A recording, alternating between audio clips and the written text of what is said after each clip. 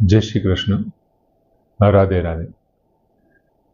मित्र, 5मा अध्यायना 5मा श्लोकमां भगवान कृष्णએ अर्जुनने વાત કરી કે જે સાંખ્ય યોગી વડે પ્રાપ્ત કરાય છે એ જ કર્મયોગી વડે, એ જ તત્વને કર્મયોગી વડે પ્રાપ્ત કરાય છે. અને જે સાંખ્યમ ચ યોગમ ચ પશ્યતિ, જે સાંખ્ય અને યોગને એકમ પશ્યતિ, એક છે એવું જોવે છે, સપશ્યતિ, તે સાચું જોવે છે.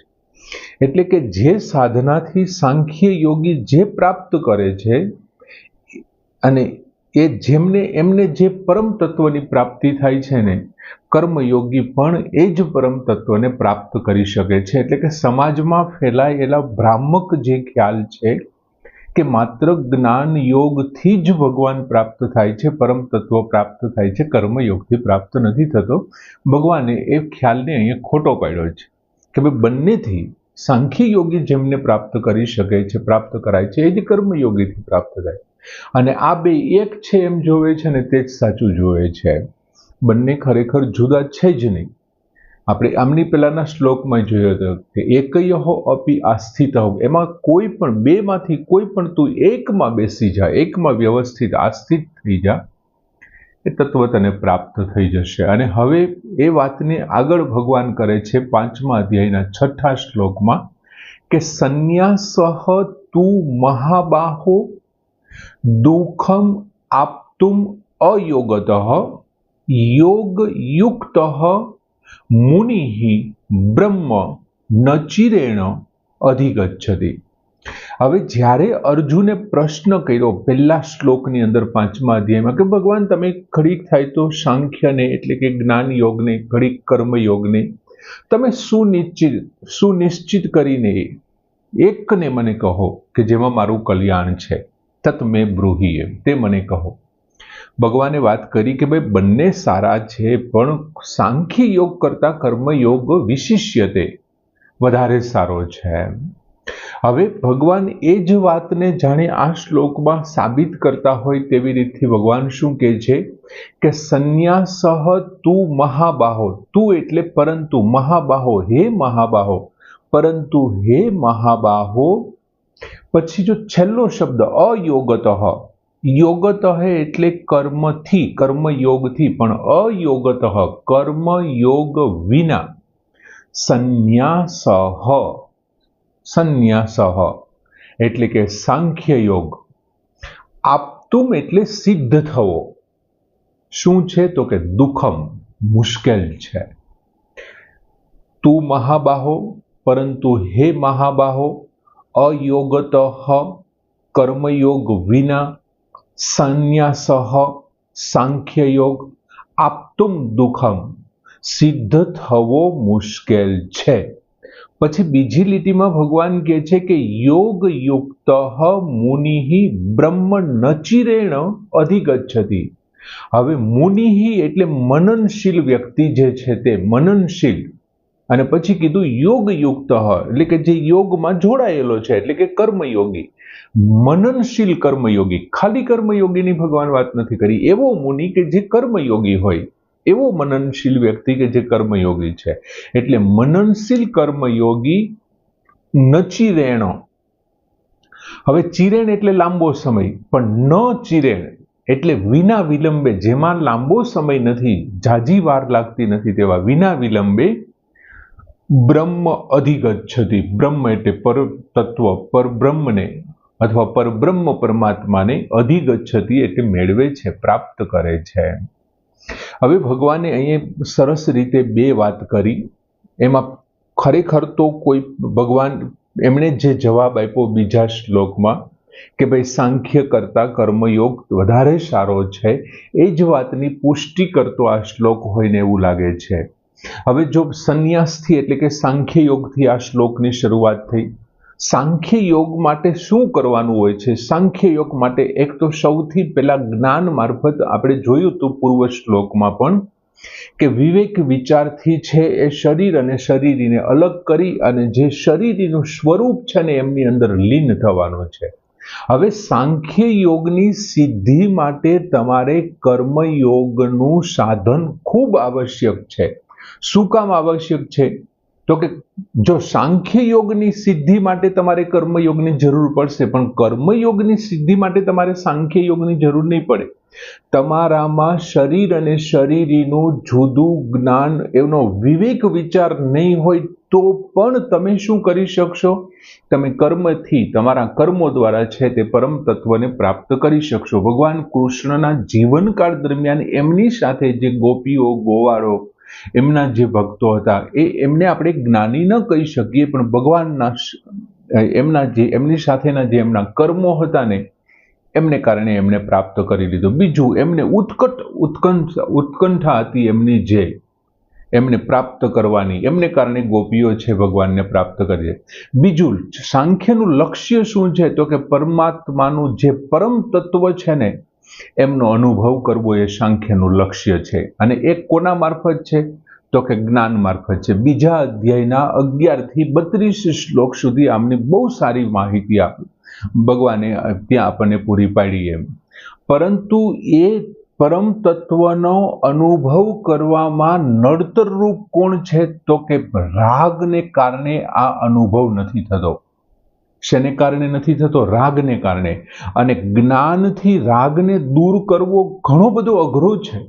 તમે જ્ઞાન પ્રાપ્ત કરવા માટે કોઈ જ્ઞાની તત્વદર્શી ગુરુના આશ્રમમાં પ્રણિપાતેન પરિપ્રશ્નેન સેવ્યાન બધી વિધિપૂર્વક જતા રહ્યા, પણ એમ છતાં ત્યાં તમારો વિવિધ પ્રકારનો વ્યક્તિ સાથેનો, પદાર્થ સાથેનો, કર્મો સાથેનો રાગ તો ચાલુ જ રહેવાનો છે.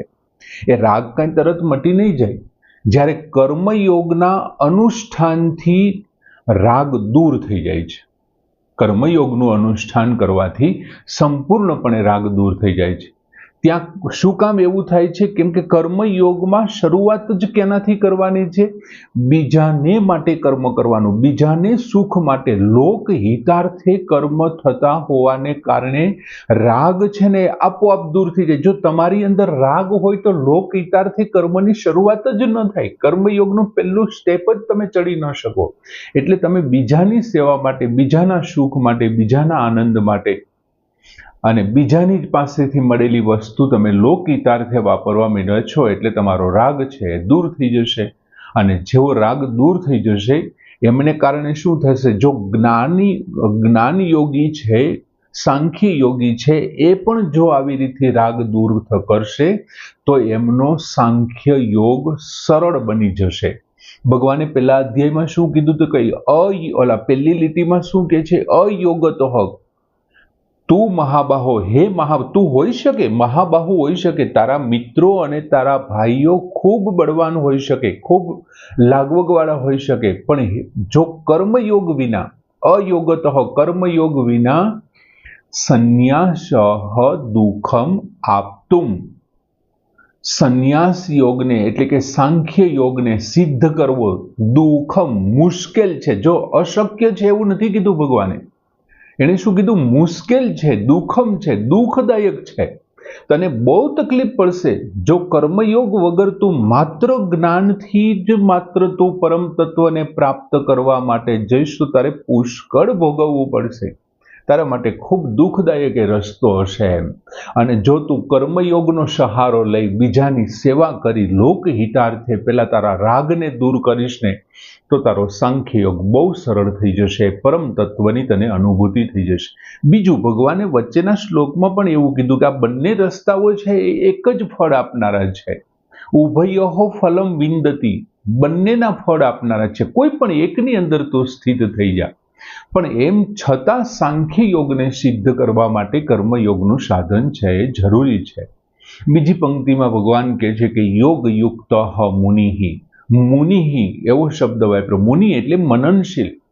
હવે મનનશીલ એટલે કઈ બાબતનું એને મનન કરવાનું છે? તો કે પોતાના નિષ્કામ ભાવ અને બીજાના હિતનું જે સતત મનન કરતો હોય છે ને, એમને મુનિ કહેવાય. સંસારની અંદર કર્મયોગી છે, આપણે સતત કર્મ કરતો રહીએ, એમને કારણે કયું કર્મ ક્યારે એમને બાંધી દે ને એને ખબર જ ન પડે. ઘણી વખત અમુક કર્મો એવા હોય છે કે કર્મોમાં ક્યારે આપણે બંધાઈ જઈએ ને આપણને ખ્યાલ જ ન આવે. જેમ ભરત મુનિનું થયું હતું, એક નાના એવા હરણના બચ્ચાના મોહમાં એ બંધાઈ ગયા એમ. એટલે આ શું કરે છે, મુનિ શું કરે છે, સતત મનન કરે છે કે મારે શું કરવાનું છે. એ સતત યાદ રાખે છે કે આ સકામ કર્મ છે, આ નિષ્કામ કર્મ છે, અને સકામ અને નિષ્કામનું સતત ધ્યાન રાખે છે. અને જો કોઈ સકામ કર્મ આવી જાય ને તો એમને દૂર કરવાનો તરત પ્રયત્ન કરે. કોઈ પણ ક્રિયાની અંદર, પદાર્થની અંદર, કામની અંદર, વ્યક્તિની અંદર જો એમનું મન લાગવા માંડે ને તો તરત શું કરશે, એ મનનશીલ હોવાને કારણે ઓળખી જશે અને તેમનાથી એની ક્રિયા પોતાને માટે ન થાય. કેમ કે પોતાને માટે જો ક્રિયા થશે ને તો એ ક્રિયા બંધનરૂપ થશે. એટલે કોઈ પણ ક્રિયા પોતાને માટે ન થાય એનું સતત મનન કરશે, નિષ્કામ ભાવનું મનન કરશે. અને મારે બધી જ ક્રિયાઓ છે બીજાને માટે કરવાની છે.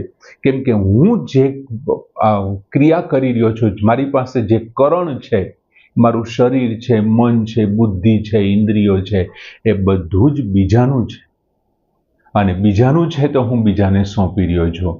આમ નિષ્કામ ભાવે કોઈ પણ જાતની કામના વિના રાગ રહિત થઈને એ કર્મ કરવાની તૈયારીઓ કરે છે. એટલે અહીં મુનિ શબ્દ એમના માટે વાપર્યો છે. પછી યોગયુક્ત એટલે કર્મયોગી. હવે અહીંયા ખરેખર તો આ શ્લોકમાં કર્મયોગનું જ મહત્વ, વિશેષતા બતાવી છે. કર્મયોગની વિશેષતા છે આ શ્લોકમાં કે ભાઈ સાંખ્ય તારે કરવો હોય ને તો કર્મની જરૂર પડશે, કર્મયોગની જરૂર પડશે. કર્મ કરવો હોય તો તારે સાંખ્યની જરૂર નહીં પડે. બીજું, ભગવાને શું કીધું છે કે યોગયુક્ત મુનિહિ, પછી એક શબ્દ વાપરો બ્રહ્મ ન ચિરેણ.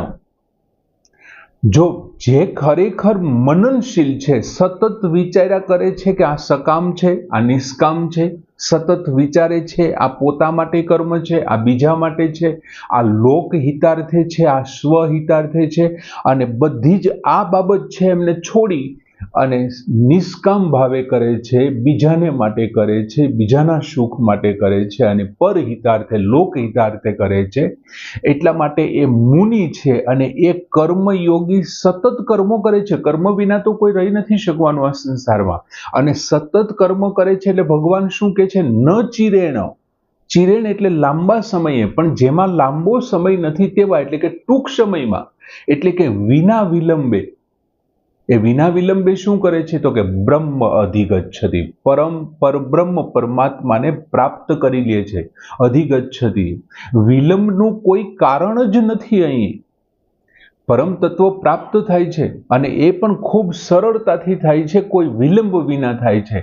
શું કામ એવું થાય છે? કેમ કે રાગનો સંપૂર્ણ અભાવ છે. નિષ્કામ ભાવથી રાગનો સર્વથા અભાવ થઈ ગયો છે. એનામાં મોહનો અભાવ થઈ ગયો છે, રાગ અને દ્વેષનો અભાવ થઈ ગયો છે. અને એટલા માટે પાછળ જે વધે છે ને એ યોગ શિષ્ટ વધશે. યોગ શિષ્ટમ અમૃતમ આપણે જોયું હતું કે જે આ કર્મયોગમાંથી જે છેલ્લે વધે છે એ અમૃતનો અનુભવ કરવા વાળો થશે. અમૃતમ એવો શબ્દ વાપર્યો હતો ભગવાને. અને તેનાથી પરમ તત્વની અનુભૂતિ થઈ જાય છે. બીજું, આગળના લીટીમાં ભગવાને એમ કીધું કે જો તું કર્મયોગ વિના કરીશ, સાંખ્ય યોગ, માત્ર સાંખ્યથી તને મળશે ખરું પરમ તત્વ, પણ એમાં એક શબ્દ વાપર્યો દુઃખમ, મુશ્કેલીથી પ્રાપ્ત થશે. મુશ્કેલ છે સિદ્ધ થવો. તારો સિદ્ધ થશે, પણ જો સિદ્ધ થશે ને તો ખૂબ મુશ્કેલી હશે. અને અહીંયા શબ્દ ભગવાને શું વાપર્યો? નચિરેણ. યોગયુક્ત મુનિ બ્રહ્મ ન ચિરેણ અધિગચ્છતિ. જો અહીંયા તને પ્રાપ્ત થશે ને એ વિના વિલંબે, એકદમ સરળતાથી પ્રાપ્ત, કોઈ જાતના તને વિઘ્ન. માત્ર તારે રાગને દૂર કરવાનો છે. અને એ તો કર્મયોગનું પહેલું સ્ટેપ છે, રાગ દૂર કરવું, રાગ રહિત થઈને કર્મ કરવું, બીજાને માટે કર્મ કરવું. તેથી રાગ આવશે જ નહીં. કેમ કે કર્મ ચાલુ કરે છે ત્યારથી ને જે જાણે છે કે હું આ બીજા માટે કરું છું, પછી તો રાગ શેનો? ફળની ઈચ્છા તો એને છે જ નહીં. અને ભગવાન પોતે કહે છે ને, આગળના શ્લોકમાં એમણે કીધું જ તું ને, ન મેં કર્મ ફલ સ્પૃહા ન બધ્યતે કર્માણી. મને કર્મની સ્પૃહા નથી, ફળની સ્પૃહા નથી, એટલા માટે તો મને કર્મ બાંધતા નથી. એ જ પોઝિશન અહીંયા કર્મયોગીની થશે. ફળની સ્પૃહા નથી. તેનાથી પરમ તત્વની અનુભૂતિ થઈ જાય છે. બીજું, ચોથા અધ્યાયના 38મા શ્લોકમાં પણ ભગવાને કર્મયોગની વાત કરતા હોય એ જ વસ્તુ કીધી હતી કે તત્ સ્વયં યોગ સંસિદ્ધ કાલેન આત્મની વિંદતી. જ્યારે એનો યોગ સંસિદ્ધ સંપૂર્ણ થશે, પૂરો થશે એમનો કર્મયોગ, ત્યારે કાલેન એટલે નિશ્ચિતપણે, જો ત્રીજી વિભક્તિ આપણે સમજાવી હતી, કાલેન નિશ્ચિતપણે શું થશે? આત્મની વિંદતી, પોતાની અંદર એ તત્વજ્ઞાનને પ્રાપ્ત કરી લેશે, એની મેળે પ્રાપ્ત થઈ જશે. સાંખ્ય યોગમાં તારે પ્રયત્ન કરવાનો છે. અહીંયા તારો કર્મયોગ જેવો સિદ્ધ થશે ને તો તરત જ એને તો સ્વયં પોતાની મેળે, આત્મની, પોતાની અંદર, બીજે ક્યાંય જવાની જરૂર નથી, બીજા કોઈની જરૂર નથી, કોઈ બીજા સાધનની ક્યાંય જરૂર નથી, અને વિના વિલંબે પ્રાપ્ત થઈ જશે. જેવો તારો યોગ સિદ્ધ થયો એ જ સાથે સામે તને દર્શનીય બની જશે તારા માટે. બીજું, દેહધારી છે એ કર્મનો ત્યાગ નથી કરી શકવાનો, કેમ કે તમે શરીર ધારણ કર્યું છે તો સવારથી ઉઠીને સાંજ સુધી સતત કર્મ કરતું જ રહેવું પડશે, અને કર્મો તમારાથી સતત થશે. એટલે ભગવાન કર્મના ત્યાગની વાત નથી કરતા, પણ ભગવાન કર્મફળના ત્યાગની વાત કરે, અને કર્મફળના ત્યાગની વાત કરે છે. અને કર્મફળ ત્યાગી શકાય છે, કર્મ નથી ત્યાગી શકાતું. જ્યારે સાંખ્ય યોગી હોય તો કર્મનો સ્વરૂપથી ત્યાગ કરવાનો છે, અને ખૂબ મુશ્કેલ છે. એટલા માટે ભગવાન કહે છે તું સાંખ્ય દ્વારા કદાચ જો પ્રાપ્ત કરીશ ને, તારો યોગ સિદ્ધ થશે ને સાંખ્ય યોગ, તો મુશ્કેલ તો હશે જ, એમ તને એક વખત કેવડાવી તો દેશે જ. જ્યારે અહીંયા તો ખાલી કર્મ ત્યાગ નથી કરવાના, કર્મના ફળનો ત્યાગ કરવાનો. એટલે બહુ સુગમ છે કર્મયોગ, સરળ છે. તમે જે સંપ્રદાયમાં, જે આશ્રમમાં, જે સ્થળે હો ત્યાંથી તમે કર્મયોગ કરી શકો છો. એટલે ભગવાને કર્મની વિશિષ્ટતા 6થા શ્લોકમાં બહુ સરસ રીતે બતાવી, અને ભગવાન કહે છે બહુ ટૂંકા ગાળામાં વિના વિલંબે તું બ્રહ્મ અધિગચ્છતિ, બ્રહ્મને પ્રાપ્ત કરી શકે છે. એટલે સરસ મજાનો શ્લોક કે સંન્યાસાસ્તુ મહાબાહો દુઃખમ આપતુમ અયોગતઃ યોગયુક્ત મુનિ બ્રહ્મ નચિરેણ અધિગચ્છતિ. એ પૂર્ણ કરીએ. જય શ્રી કૃષ્ણ.